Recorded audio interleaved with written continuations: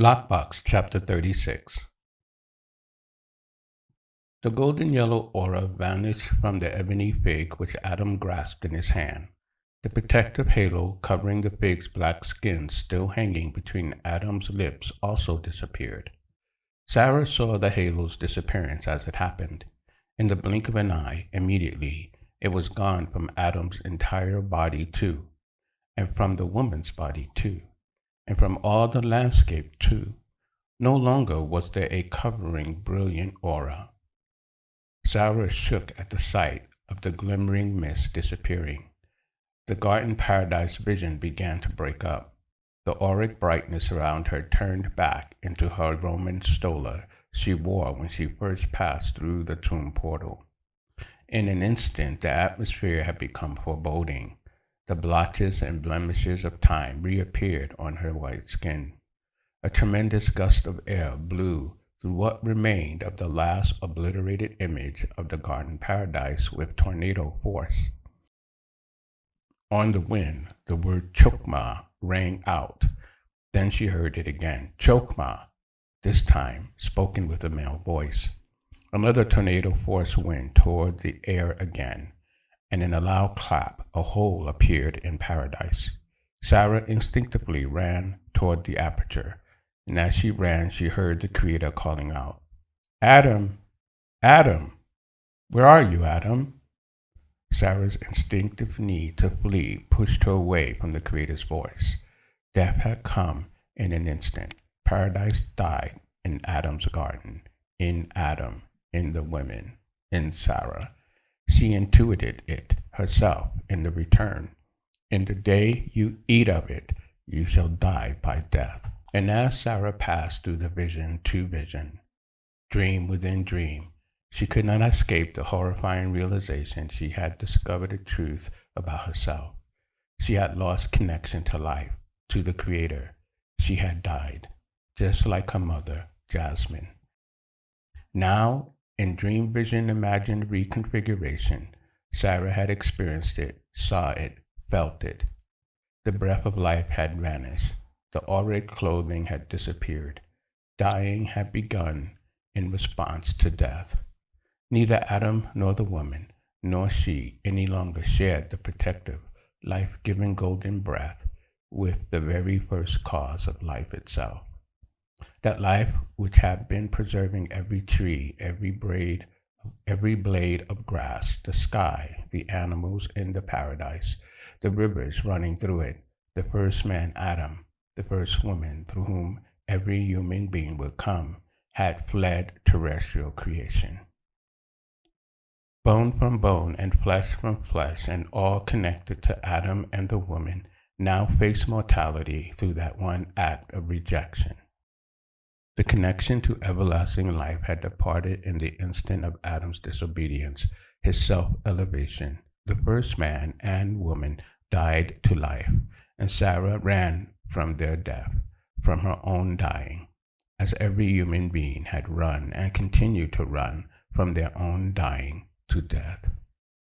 Sara screamed in her despair as she was forced through the portal of her dream, through the vision of the Creator, through the sentence of death. The dream became a closed corridor. It snapped into solid blackness. Sara felt the fall intimately in herself. She was plummeting through the black void of rejection. Light and life had been rejected. Living by the knowledge of good and evil had been grasped. So to it, the daughter of Adam fell. The offspring of the woman plummeted. She fell, and when she finally stopped falling, she landed in bed. She knew in an instant she was home. She was in her own room, in her own bed, where death reigned. She looked up at Rhonda and Father Seraphim with horror in her eyes. Sara now knew the foundation for the death of her mother. She now knew the reason for the terrestrial mortality of every human being. The quantum entanglement had grasped them. Every human particle had it in them. Sara burst into tears and cried like she never cried before.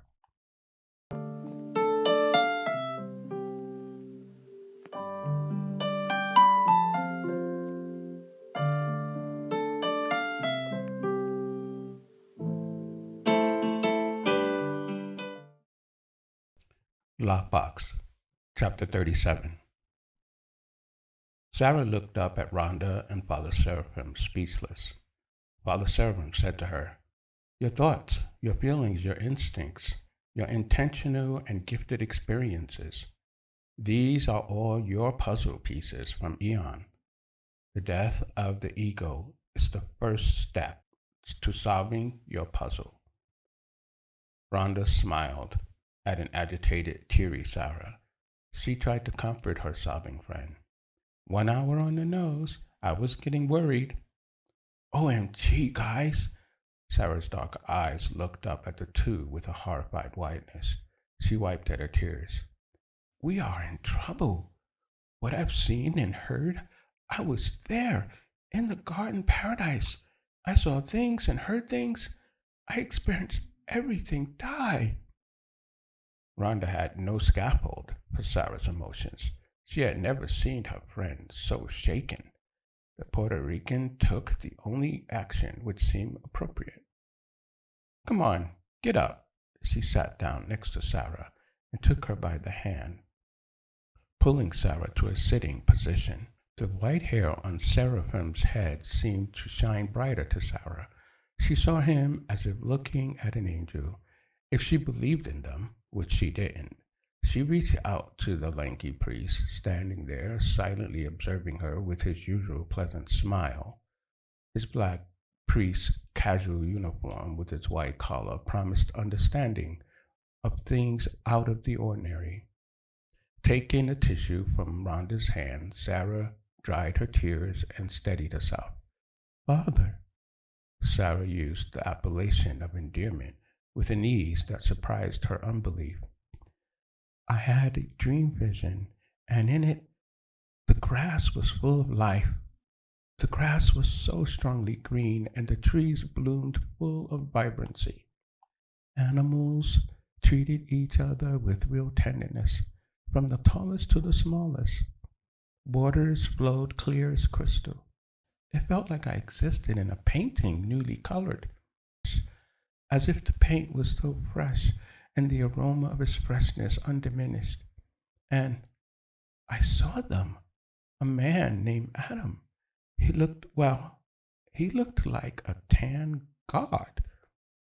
Sarah laughed and sobbed at the same time.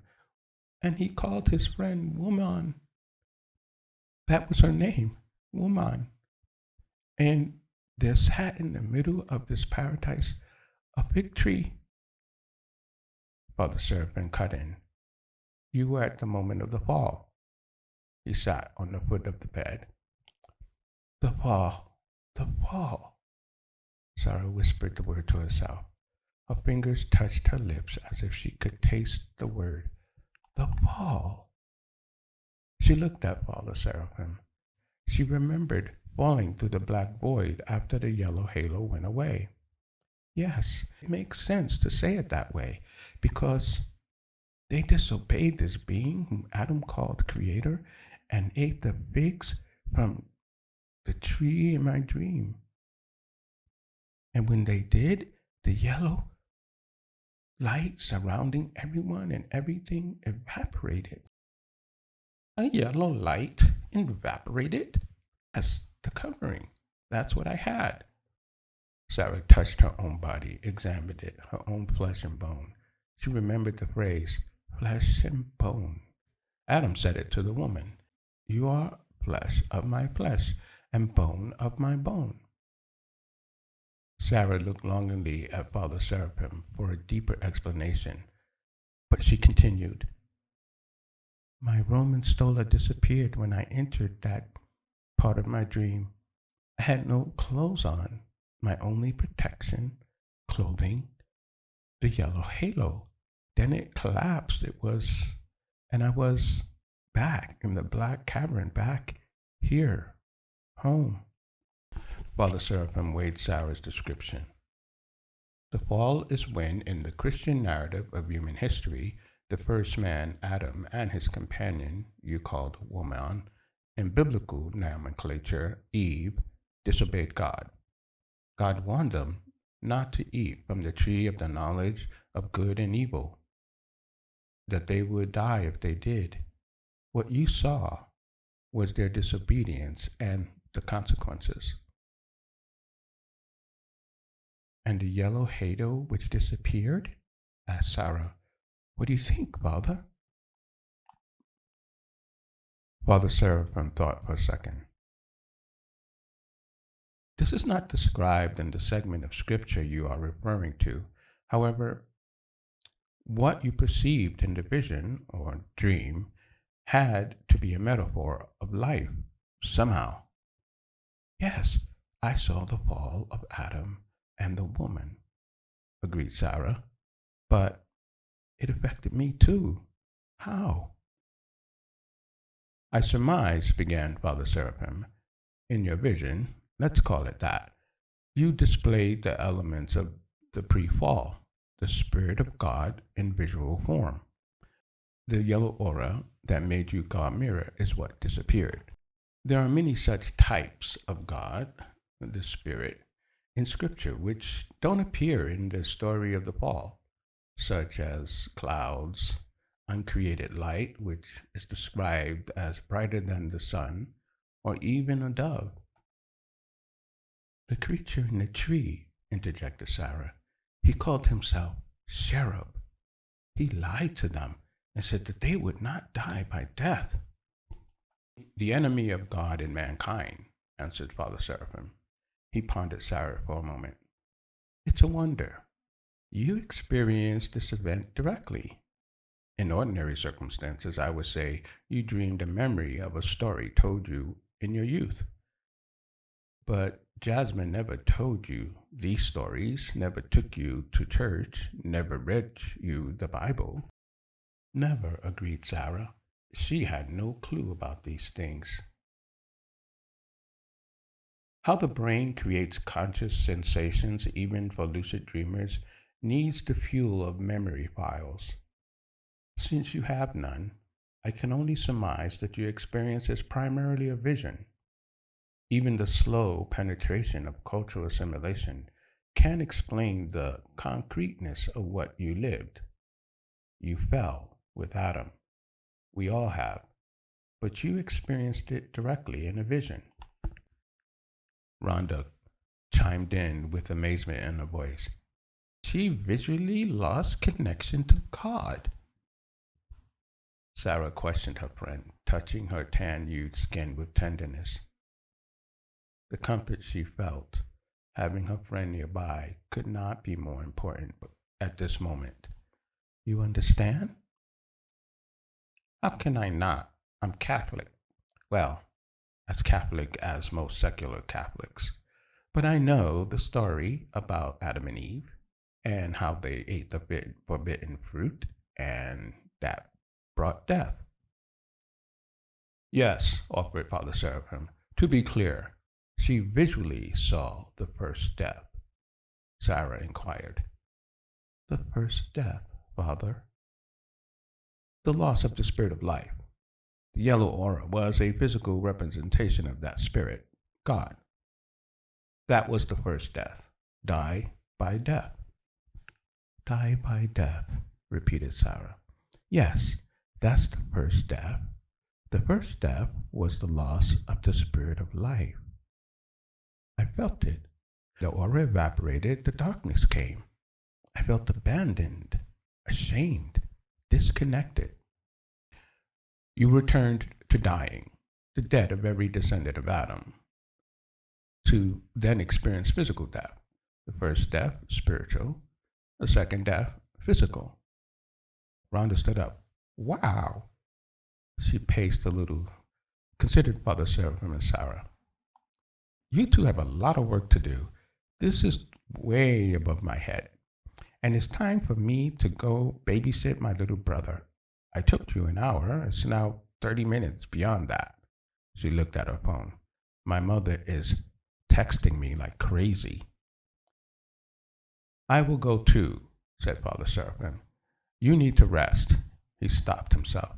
Think about what you have experienced. Clearly, this is meant for you. It's new to you. He pointed at the lockbox. Stay away from it for a couple days. Sara pointed at the lockbox next to her and told Rhonda, "Put it in my mother's top drawer, please. And the silver key, please." Rhonda retrieved the box and blew a kiss to Sara and left the room. Father Seraphim followed her. "Don't forget to lock the door," he said as they left.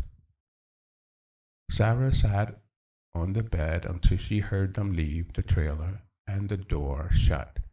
She climbed out of bed, still dressed in her Roman stola, and stood staring into the full-length mirror hanging on the closet door.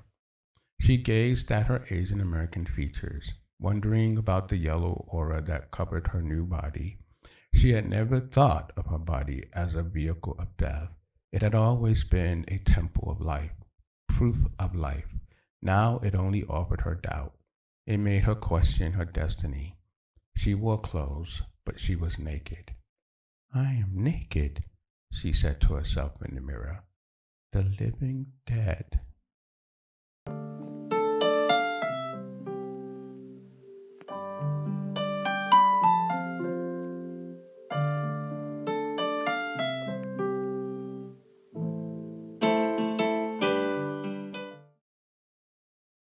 Lockbox, Chapter 38. Sara had never been a big fan of zombie movies. Now, every time she saw herself in the mirror, she saw a zombie. As morbid as this reflection felt to her, she had no better way to describe the living dead. Every human being without the life-giving spirit was dead people walking. She decided she would need significant time to digest this new understanding of herself and her world. She took the next couple days to detox. She warned her friend Rhonda via text that she would be going offline, off the grid for a while. "Don't panic if you cannot reach me for a few days," she insisted. One final task Sara decided to do in person before going into a few days of detox. She went to Little Town Grocery and told Donaldson of her experiences up to date. After all, he was paying her $65,000 to gain knowledge about the elder from her research. And these dreams or visions, these had become part of the research. Donaldson believed what Sara had told him with ease. Sara wondered about that. Should she be surprised Donaldson didn't raise any question to what she revealed to him? His stoic response, however, made sense in its own way. He is a member of the lucid dreamers group. He experienced like things with her mother, Jasmine. Sara thought perhaps Donaldson would invite her to his group now, yet it did not surprise her when he declined. "You are not ready yet," he said emphatically. That was the one time she saw Donaldson display any emotion. He thanked her for the update and busied himself with the concerns of his store. His attitude toward spending his money this way on Jasmine amazed Sara. With this reporting task out of the way, Sara went into detox. She decided to disconnect herself from the trailer and its contents. She paid for 3 nights at a nearby Best Value Inn. Best Value Inn sat just off Highway 287 that ran north and south. As inns go in Lafayette, Colorado, was barely a 2-star fare. The room's chief value lie in basically providing clean rooms to sleep in. The room had, according to many of their guests, an unmistakable odor. The furniture was old-fashioned and merely functional. No elaborate thought had been given to the decor of the rooms. They had no color worth noting, no special ambiance to distinguish them from a mere enclosed box. Though each room did come with a modern TV, it was hit and miss on the other items of comfort, such as an iron or a hairdryer. The furniture in the inn's lounge reminded one of what a college dorm might possess: a few big chairs and a poorly draped couch. The marginal comforts congregated around one large TV screen. A few wooden tables were placed along the walls, which displayed a few items of American memorabilia: wood-carved art, Indians, cowboys, a moose's head, a couple bulls. None of these minuscule pleasantries were important to the regular guests, for the inn was purely functional for them, a place to sleep. For Sara, the feeling was the same. Sara sat at one of the tables against the back wall from where she could see people coming in and out of the outside area where most of the inn's rooms were located. The breakfast counter lay in her view just off to her left, and the large green leather chairs with the centered couch in front of the television were in front of her. Between her and the seating, she could see the pool table and the football table. She didn't really know what that game table was called. For Sarah, her task was to detox from her experience with the lockbox as well as the dreams and visions. This purpose proved difficult. She found herself making comparisons with her lived experience instead of cleansing herself. Sure, one might purge one's emotions or bury them deep inside. Such seemed to Sarah to only provide a temporary purging because, would not the subconscious conjure them back in various forms? Life lived would be subliminally relived. What kind of detoxification clears out a life lived and a death experienced? The moment of the fall could not be detoxed. That is what Father Seraphim called it, the fall. And Sarah understood now that she fell too in that fall. In the vision given her, where she had once bore the bright energy of a yellow halo, what Rhonda and Seraphim called the life-giving spirit.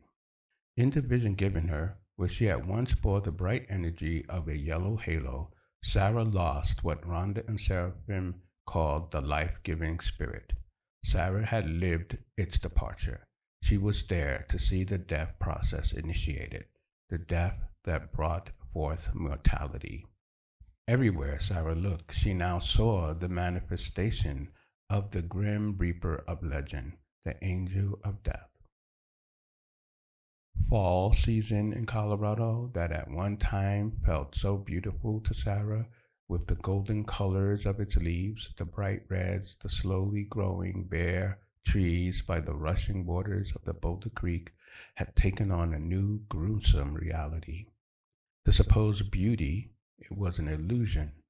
The season called fall was not a picturesque normality, a display of beautiful transition from summer to winter. No, fall to Sarah now represented proof of a world's mortality. Fall season was no longer a metaphor for the wondrous beauty of the stages of life. It had a new reality to Sarah. It looked like what it really was, a totally grotesque reminder of death. Fall was actually the world mourning, like she mourned for her mother, and the mourning would never stop. Season after season, the barren metaphor would return to remind anyone who paid attention to the nature of this waking life. This place, this waking life outside her dreams, this was a land of zombies. Yes, being human, she understood that death was a part of life. This reality had always been a given. But why? Before, Sarah never questioned the presence of death. It had not occurred to her before that it should not be this way. Sarah recalled those faint hints of paradise in her, but in a zombie, those hints are like the blowing of a light wind by the ear. The living dead cannot discern life. It was not intended to be this way. Sarah had experienced a life-giving spirit. For the first time, she knew what she had lost. It was the reason for this perpetual mourning, her mourning for her mother too. The eye of perception was sharpened for Sarah. Now, as she sat in the inn's lounge, she saw everything and everyone with a new discerning penetration. When Sarah saw the small woman walk by in the lounge, hunched over with a bent back and swollen, painful legs, she saw the fall. This woman was forced to live her life that way, each of her moves an agony, a tribute to being the living dead. Would this woman be trapped like that if she had been in possession of the life-giving spirit? When Sarah saw the extremely obese man, he had to be nearly 400 pounds, hobbling by with his dog, she knew that had to be the result of being vacant of the life giving spirit. In the man with the Parkinson's, with the shaky hands, she saw the sorrow of the primordial disconnection. She spoke with the man, and he told her how no family member would help him. That was why he was bitter with betrayal. The families who could ill afford to pay the deposit for a decent apartment for their children, the young kid outside she saw snorting some drugs because he was trapped by addiction, all of them being deprived of the life giving spirit, were broken human beings. Even those who outwardly seemed to have all together lived in fear of loss. What lay in front of Sarah as she sat at that table by the back wall for day one, day two, day three, these were the obvious examples of damaged humanity. They congregated here because they had nowhere else to go. In all this, Sarah realized that she too had been damaged. She too was dying, and around her she found evidence of death. Yes, the trailer was home, but living could have been better in a huge house. She loved her time with her mother, but Jasmine grew sick and died.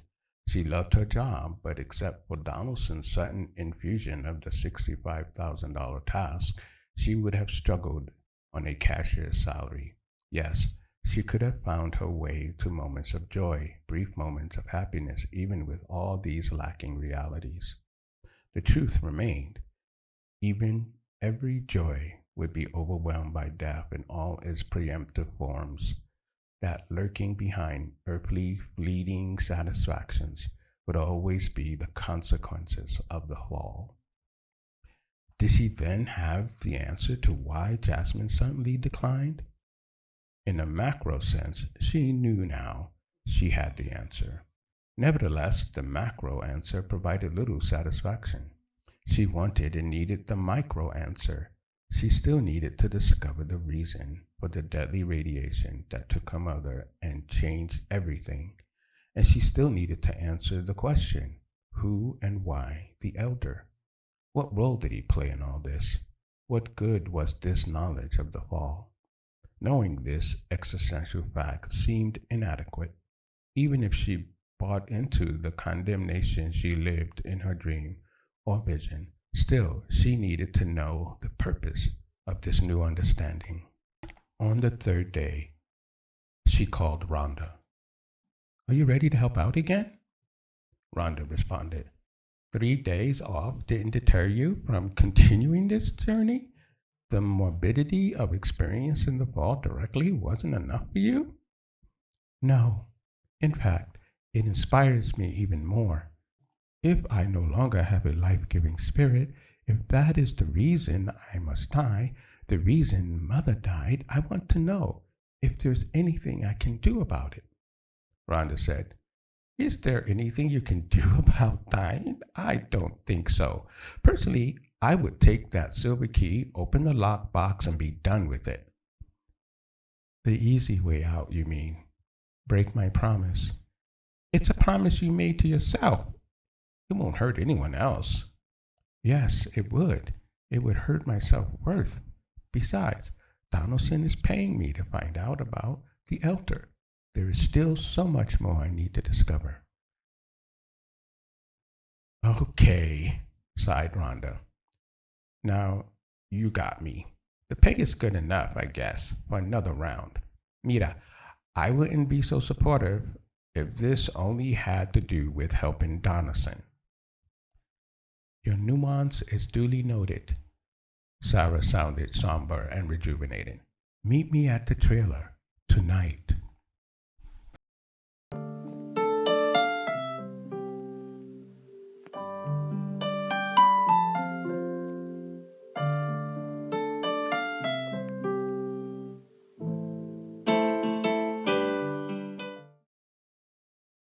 Lockbox, Chapter 39. That night, Sarah sensed she had come to a familiar place. She stretched out her hand and moved forward, groping her way through the black night of the corridor. Slowly the darkness thinned. Eventually the darkness gave way, and Sarah realized she had returned to where she had begun to enter paradise. She again saw the urns and the ossuaries in the stone-carved niches. To Sarah, this was a clear sign that she had returned to the outskirts of the ancient city of Ephesus and its Roman-style tombs. Sarah whispered to herself, referring to the stone boxes holding the bones and ashes of the dead. They died by death, and now they are its remnants. Each niche, painted in gold and red, surrounded the remains of the spiritless descendants of Adam. Thoughts of Jasmine flooded Sarah. Sarah cried. She had returned to the dream that gave her an understanding of what her mother had come to know. The lockbox had brought her to the truth of what she had lost, what everyone had lost, the Creator's Spirit, which made everything permanent and perpetually lovely and undergirded creation's existence. The Spirit was the true source of the quantum entanglement. Sarah nodded a grim acceptance. Now, to find this elder and the way back to the life-giving Spirit. Did the elder have the key to the loss of life's breath? Did he know the way to get it back?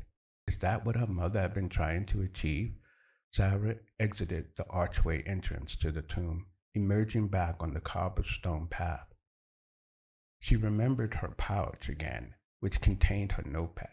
She looked down and saw the small bag strung around her shoulder where she kept it. She felt like a puzzle being put back together with each step. Aristian was standing outside, smiling, waiting for her as he promised. His serious blue eyes watched her with wonder. She could see a night sky above her with its stars. She had left in the daylight and returned at night, a change in the time of day. A metaphor, perhaps? A fitting conclusion? Nevertheless, seeing Aristian lifted Sarah's spirits. From the tears of discovery, Sarah had gone through a catharsis. She felt liberated from a falsehood. With lifted spirit, she made a choice. It was not yet obvious to Sarah why she felt as she did. She thought perhaps her move from cheerful despair to purposeful buoyancy at the sight of Aristian came from the realization that what Father Sullivan had been telling her about her dreams and visions had at least been proven irrefutably true. There existed one form of her imagination which theoretically she could control, and the other was the expression of a greater imagination over which she had no authority. One came from her subconscious variables. The other had its origin externally from a mind greater than her own. In one she felt like a master of her destiny, and in the other a slave of fate. The liberation the Asian American felt, therefore, came from hope. She could never have imagined the garden paradise to configure it, and she had been gifted with the vision of it totally from the Creator. She could not herself have envisioned that reality, and after being returned home after having experienced the gift, the implication seemed to offer a positive reflection that the external controller meant his own good without meaning ill to her. The Creator had clarified his mode of operation. Everything is certainly not my affair. I know you sons and daughters of Adam would like to believe I get involved in every niche of your lives. This is simply not true. I choose not to do that, and frankly, I turn my back to most of what the rebellious do. They want nothing to do with me, and I see no reason to force myself upon them unwanted. You are completely free as to your wishes and desires, your plans, even your dreams, and I am free as to mine. Sarah could choose lucid dreaming with hope. It would lead to learning more about her mother and herself. The visions from the outside gifted to her, to the extent they originated from the Creator, were no deliberate threat to her. She had free will. At the sight of Aristian, Sarah called out with a new fortitude. When I left you, I felt the bag around my shoulder fade away. I felt fear. My very skin fluctuated. I thought it was the end of me. Now I know more than I ever imagined. Aristian understood. I felt that very same, my first time through the tomb portal. He paused. So now you understand which is which? I understand that we lost a life giving spirit. We are the walking dead. And I understand now I have a choice, admitted Sara. Aristian smiled. Not all of us are the walking dead. My mother was not dead when she died. Mind blowing, isn't it? Sara reflected on this silently. I need to get back to John the Aged quickly. I need to know how I get back to this spirit of life, discover who the elder is, and how all this is connected to my mother. Uh-huh, returned Aristian. That will take some time. You still have a lot to learn. Sara replied. I suppose time is not an issue with lucid dreaming. Aristian gestured Sara forward. Come, let's get back. There is much to discuss and plan. We likely don't have as much time as you think. They rode back to the domos of John the Age. As Sara passed through, she remembered the large opening in the roof and the receptacle below carved into the ground made of stone, filled with water. In front of her she saw a partition, and as she approached, she ran her hands along the fine wood. Returning to John's domos reconfirmed her memory senses. I simply can't get over this. To be back here after being in the garden paradise? Sara entered the atrium. John the Aged was reclining on his side, and before him a table filled with food beckoned to Sara. The hunger which had been gnawing on Sara's insides made itself known, and Sara quickly hurried to take her seat. Famished, she tore into the bowl of grapes, the sliced apples, cheeses, and bread. Even in this dream, hunger felt real. John the Aged chuckled lightly. He stretched out his ancient, thin body like a breezy human flag before her eyes. Once again she noticed John's age lines, his icon-inspired bronze Semitic face, and the weariness in them. She again observed his thin white hair that only partly covered his exposed head, and the deep set of his dark eyes, how they had a joy and a sorrow alternating in them. They reminded her of Father Seraphim, the same calm spirit, same potential joy ready to bubble out in the sadness of knowledge. Is that what, in the end, even the most regenerated human must endure, having knowledge of good and evil? The burden of knowing futility of moral effort? These thoughts circled in Sara's mind as she, for the first time, felt the weight of the impossible moral demands knowledge brought, which she had been carrying all her life. John greeted her. You have welcomes, friend Sara. Sara chewed on a chunk of cheese. There was a flask of milk there. She gulped it down. The meal helped her relax, across from the aged John. Surely I am liberated, so I came back. Are you comforted now, being among us simple children? The more I move among these natures, as you call them, the more I know that I'm living out something usable. I'm here. For me, this is a dream, and clearly it is part of a vision. She reached down to where she kept her pouch. Having this back helps. It reminds me that home is real too. I had intended to keep notes while here and prove to myself that I had actually been here and had control over some part of this experience. Prochorus, sitting at John's head, said to her, And now what is your verdict? I don't yet have a verdict. I found more than I can imagine, and it's changed me somehow. I'm not sure in what way.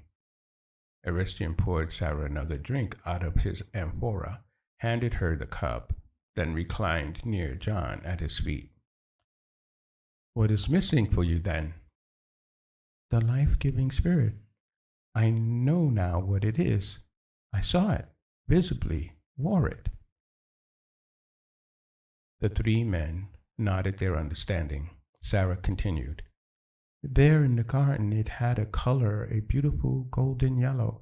It made me different. It stripped me bare. It clothed me, connected me, made me one with the. John the Age interrupted. The Creator? Yes, returned Sara. I never felt more alive. She paused. And terrified, silently looking into John's deep-set dark eyes. Then, after the woman took the beautiful dark fruit and ate from it, my life there in the garden paradise ended. I was clothed in my stola again, but I felt exposed, devoid of real life. Dead, added Iristian, you returned to being the walking dead. I'll never forget the words of your Creator, the chilling promise, you will die by death. John interjected. You say your Creator? Well, yes, Sara responded sheepishly, but she hadn't changed her basic position. There is no Creator. I know I dreamed him. Granted, in the dream he spoke to me, but was it really the Creator or the residue from my imagination conjured by my subconscious? I admit, after what I experienced, I feel different about myself now. The voice I heard seemed real enough. Still, I have questions. For the first time, all the truth of what really happened hit me. Is that what my mother, Jasmine, experienced? I don't know. In a macro sense, the dream vision tells me there is an underlying death that resulted in my mother's demise. Regardless, I feel it is not specific enough, which, in a way, is not surprising since it's a dream. Partly, yes, it's a dream, John the Age answered. But you also admit what you are experiencing is a vision. I agree, responded Sara thoughtfully. A vision. But from where? Why? I can't simply accept a voice in my head or in a vision claiming to be the Creator. There is much about this lucid dreaming which is new to me. I need more evidence. There is much to say about it, Ovid Progress. We don't expect you to understand it all at once. Sara broke off a hunk of bread. No doubt. John attempted to sit up. Procris and Aristian raced to him, helping him to escape his reclined position. John's age was apparent in his voice. When I was younger, I outran Peter to the tomb. It was empty, you know. It felt very hard back then. The most we could believe was the tomb was empty, until he came and stood before us. He? Aristian responded. Jesus, the Lord. John the Age leaned forward and touched Sara on the knee. The Creator. Sara nodded. She didn't completely understand the connection between Jesus, the Creator, and the fate of her mother, Jasmine. That voice in the garden claimed to be Jesus, too. That was a strong remembrance. Sara saw a thread beginning to emerge. And this has something to do with the loss of the life-giving spirit? I mean, Jesus being the Creator? John sighed, fatigue wearing him down. Progress. John is tired. He has to rest. Aristian and Procris helped John move back into a reclining position. Once he had fully laid back down, John's voice sounded weaker. My child, those who reject the tradition of the Creator who made everything merely end up forming a belief in an inferior God of their own devoid imaginations. To them, the physical world is all there is, a God all to itself. The true Creator had nothing to do with his existence. You have been given a great honor to be there in the garden paradise. Let this speak to you now. This bodes well for you. You are listening to the voice of the Spirit. Continue to ask your questions and be willing to hear the answers.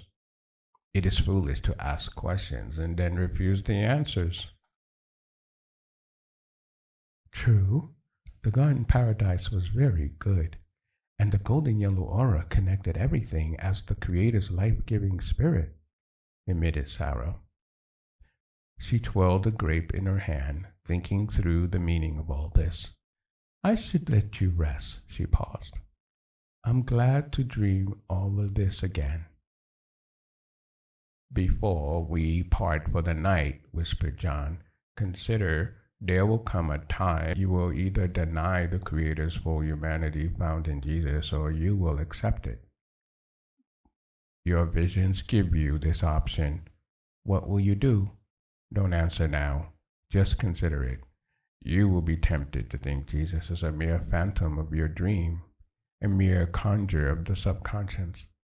But if your mother was there and saw and felt all you did, how can the Creator be a mere wisp of the subconscious?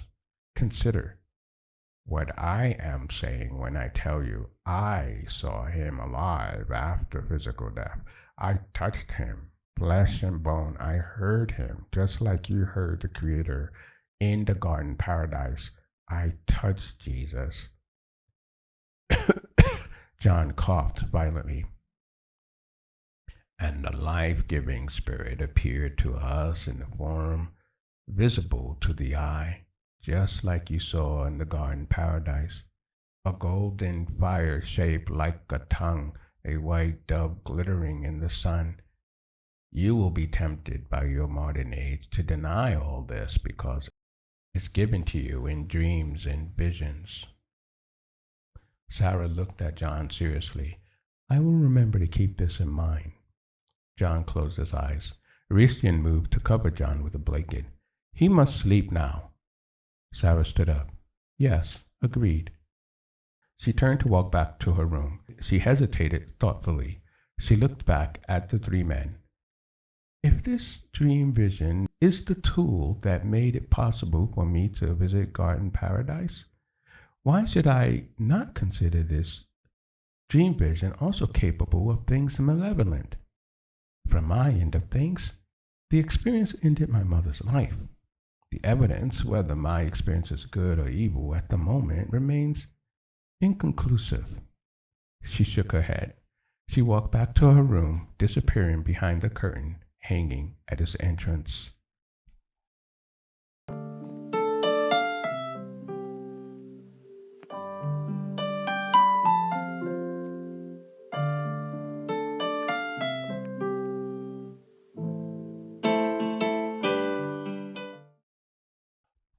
Lockbox, Chapter 40.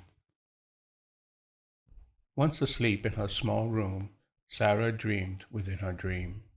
In her dream, Sara left John's domus in the early dawn and sat on a hill overlooking the city of ancient Ephesus.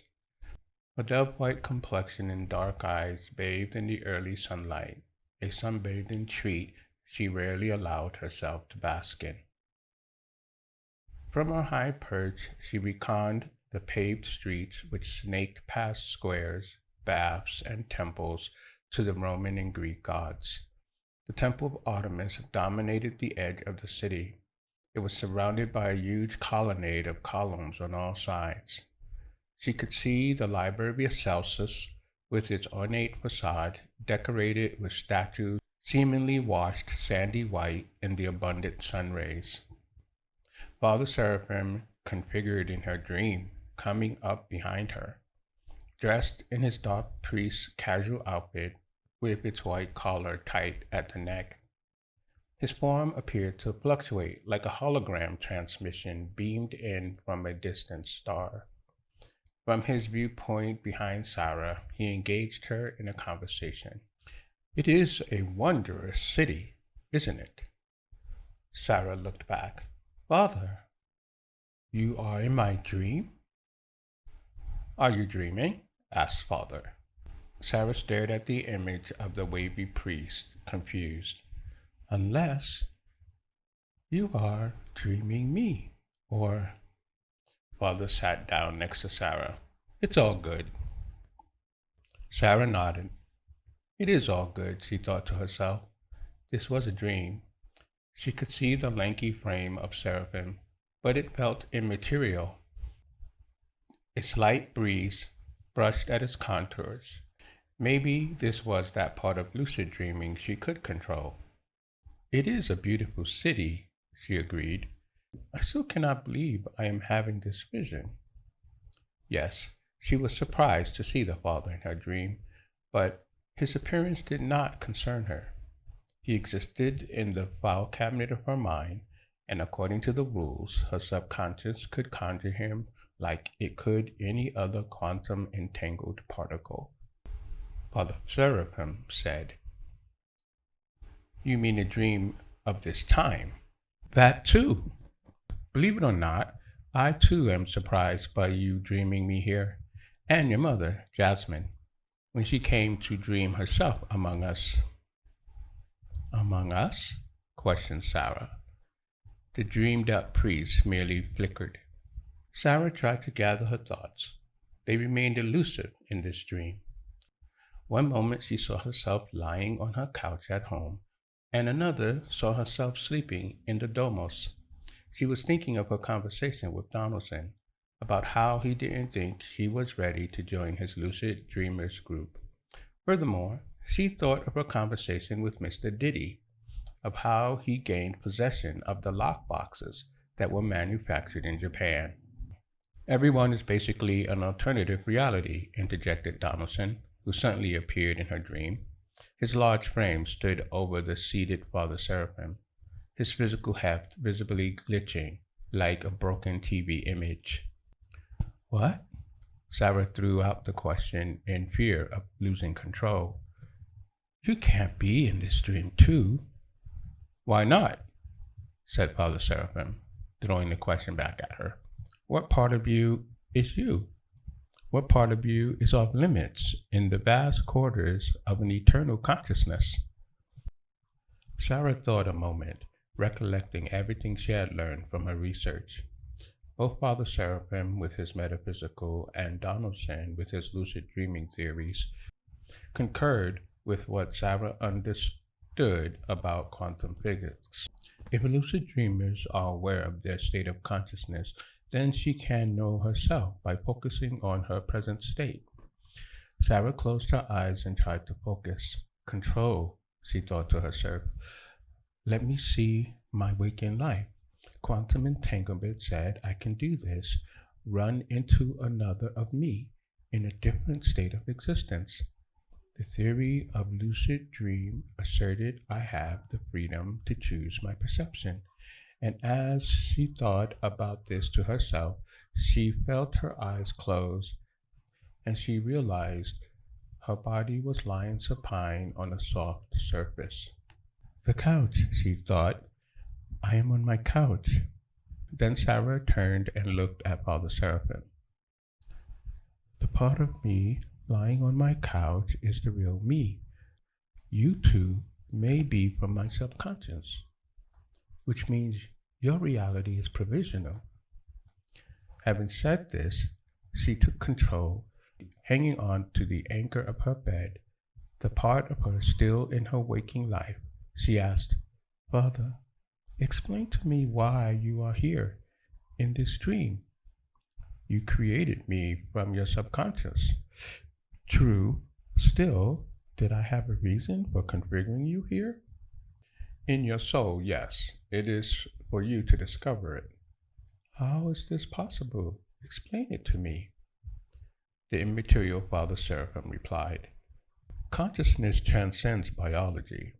Prawisha, an Orthodox priest with a PhD from Harvard, used hyperdimensionality to explain this. His metaphysical research posited the hypothesis that our soul's consciousness is connected to a great consciousness. His argument revolved around the famous maxim, I think, therefore I am. The quote is attributed to the philosopher René Descartes. Pravisha repackaged the maxim this way. We think, therefore we are, because this great consciousness thinks, and therefore is. And it is within lucid dreaming where I can participate in this great consciousness, repackaged Sara. The greater consciousness is the tapestry upon which I can knowingly paint my dreams. In this awareness provided by this great canvas, I even control my dreams' content like I am doing now. Father Seraphim applauded. Excellent, my child. When you recognize that part of you is in its wake life, then you can discern the difference between it and the dream life. Yes, because they both exist within and hypostatically upon the great consciousness. Hypostatically? I don't understand, questioned Sara. It's another metaphysical term, redefined for use by our highest theologians and metaphysicians. The best definition of it is to understand the term to refer to individuality or individual substance, something that distinguishes the individual essence from the common essence. Whew! Sara motioned her hand flying over her head. That's a mouthful. The dreamed up priest hurried on. Saint Augustine of Hippo, Sara interrupted. Saint who? Augustine of Hippo, repeated Father Seraphim, a little perturbed. He was the bishop in the terrestrial year of 415 AD, years after the time you are dreaming now. He wrote a letter in which he describes the dream experience of one Dr. Gennadius, who had talked about his lucid dream. Donaldson broke into the conversation. Yes, one of our group found this letter, and it became the basis of important progress for the Lucid Dreamers group. We sought a metaphysical explanation for our lucid dreams. We were seeking healing, as we thought we needed it. Sara saw herself as if she were looking through her closed eyes, and she knew she was waking as her eyelids slowly opened. She made a wide sweep with her arm, gesturing at the city as it brightened in the daylight. I'm still dreaming. Why? Aristian stood next to her. You were dreaming in your dream. We've seen this before. It is a rare thing. You were on the opposite side of yourself. Sara mused. Quantumly entangled? Me in my waking life and here in my dream life? Two different universes. What was that? Aristian asked, confused. Sara took a deep breath. She couldn't be losing her mind because her consciousness kept making corrections, kept taking logical steps. She was discerning and learning. She took Aristian at his word. What other choice did she have? So I had a dream within this dream. Curious, Mr. Donaldson, my boss at my job, started me on this journey. But surely he's not the creator of this odd circumstance I find myself in. My mother must have experienced this too. I am lying on my couch in my waking life, still dreaming, whereas before I was lying on a bed in the domos dreaming again. No, am in my wake life, dreaming I slept and dreamed on the bed in the domos of John the Aged. Sara felt mired in a pretzel of contradictions. So much for the concept of impermanence, smirked Aristian. What's that? Aristian responded. A Greek philosopher from long ago. His name was Heraclitus. He is famous for the saying, no man ever steps in the same river twice. Meaning, Heraclitus taught the universe is a constant becoming, a process of change. Panta rei, everything flows. Life becomes death, and death becomes life. I see, said Sara. She sat in silence for a moment. It almost sounds like chokma. Aristian stood up, terrified. Don't! Afraid, Sara also stood. What? Don't use chokma away from known portals. You might get lost in nightmares. He looked around nervously. They were on an open hill and open grass all around them. We are blessed today. no monuments or structures to take you from us. He paused and put his hand on Sarah's shoulder. We only know your portals by grace. You may be dreaming, but we are not. John the Aged, he can explain this, but know that if you use that word in any unknown portal, it may whisk you away beyond our ability to get you back. For you, it might lead to paralysis and the worst dreams you can ever imagine. Sarah pushed back. That's a scary assertion. You are saying that there are no changing doors to my existence? That I can't just choose any location to get back home, even if this is my lucid dream, which I can control? It doesn't apply to this chokma? That is the extent of my understanding. Yes, exactly. Chokma used at the wrong portal may be irreversible for you. We must always use this phrase with exactness. As to the objective portal that leads to your existence, this may be your dream, but it's our reality. And we just know you must step into the same river every time. However you configured coming in, you must not reconfigure, even in the smallest difference going out. Then this famous philosopher was mistaken. Yes, the cycle does end for us. There is a beginning and there is an end, and it does not repeat, not in this form. You can know they are with you where you sleep, what you call your wake life, the same river of nature. When you return to where you sleep, however, you will not be the same. You are never identical. Sarah took this caution in. Okay, good to know. The canvas remains the same, but it is the painter who changes. Some things I can't control. After all, it is a dream and a vision.